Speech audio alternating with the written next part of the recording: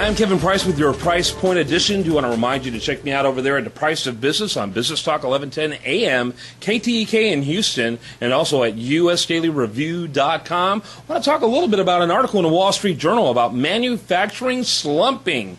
And it really shouldn't be a surprise that in the U.S. of A., manufacturing continues to suffer and to struggle in this one of the worst economies since the Great Depression. And why wouldn't it suffer? Why wouldn't it struggle when you look at the larger macros, the what they call the basics, the fundamentals in our economy? First of all, our taxes are the worst taxes, the highest taxes of any industrialized country in the world. In fact, Russia, remember Russia, the communists? They now make fun of the fact that the U.S. has a tax code where the highest tax rate is approximately 3 times higher than their highest tax rate. Who would have ever thought? What would Ronald Reagan think about that today? Then you've got a situation with regulations. Well, the United States now has, especially when you factor in federal, state, and local regulations, the worst regulatory environment of any industrialized country in the world. Well, regulations are a barrier to job creation and manufacturing. It is, in fact, particularly in that arena that forces businesses to look at other countries for their manufacturing. And so it's just, you know what, it's not personal, it's business, to quote the Godfather on that situation. And that's what we don't understand, we don't appear to understand in the public policy arena, is that all of these decisions are not done for any other reason except for the fact that they make economic sense. And if the government wants manufacturing to stay in the United States, it needs to do things in order to foster it, not chase it away.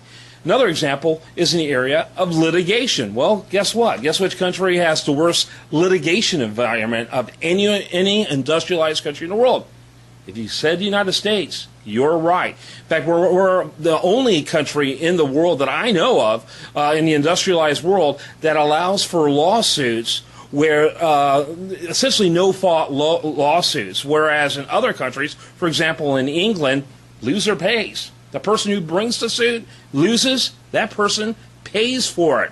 Doesn't that seem to make economic sense versus a system where you have nothing to lose in suing somebody else? And what area is going to get hit hardest than manufacturing, where there's greater vulnerability to injury and to harm?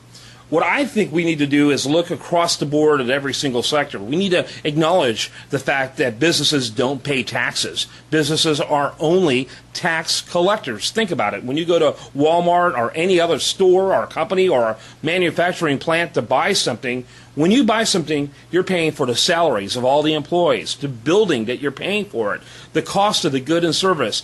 And guess what else? The taxes that they're paying. Businesses are tax collectors. As long as a business is making a profit, all they're doing is collecting taxes. Let's get businesses out of the tax collecting business. That alone would make it a more attractive place to do business. Let's remove in sweeping form regulations that we have in the government today. By the way, under the Bush administration alone, 15,000 pages were added to the Federal Registry of Regulations. And let me tell you, Bush's White House and his bureaucracy apparatus were lightweights compared to the Obama administration. It's going to be staggering the number of pages that he has when he leaves.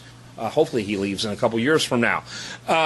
We need to change that regulatory environment and let the states take more responsibility for that and create competition among the states. And I think we need to have a losers pay legal environment when it comes to lawsuits. These areas alone could help restore manufacturing, which, as the Wall Street Journal points out, it continues to struggle. I'm Kevin Price. This is my Price Point Edition.